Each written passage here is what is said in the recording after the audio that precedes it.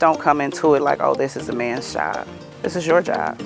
You can do things just as well as a man can do. And sometimes we can do things better because we work with a lot of fine pieces in the meter operations section, and we have little hands. They get in there a lot better. If you want to experience, working for the city, try to get in where you can get in, and maybe you can, if you don't like it here, maybe you can go elsewhere within the city. Right now, the industry is made up of very few women at DWSD, even though it's changing. We have more and more women coming in now, and they tend to stick around sometimes longer than the males do.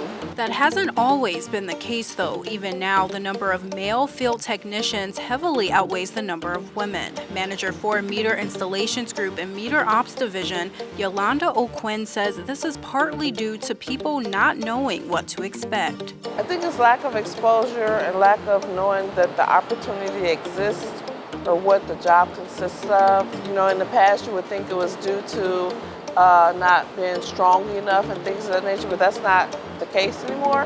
I think it's just lack of exposure and knowing that these opportunities are out there. Field service techs and women inside the field, Priscilla Lovely, who has been with DWSD for 24 years, and Sabrina Nelson, a new hire, both say the same thing. The job can be done by anyone. For me, the tedious part is just getting here.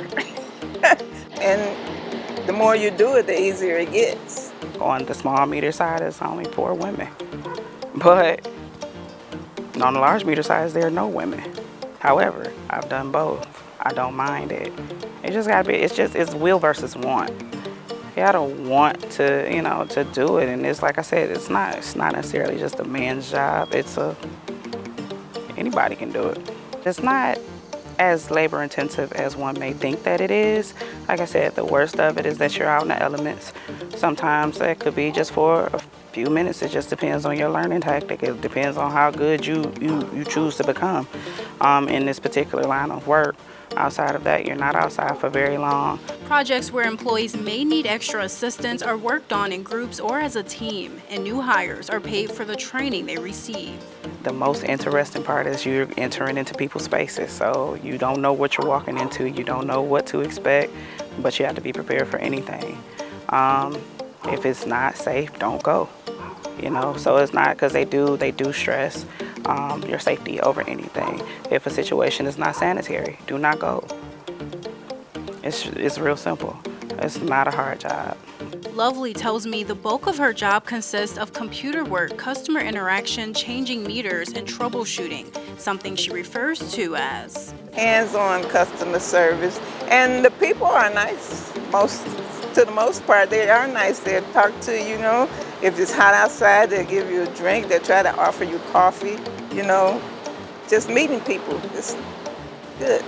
I would tell women to try it out before they, judge it, just by the title and just by what people says. Try it out for themselves, try it out for themselves.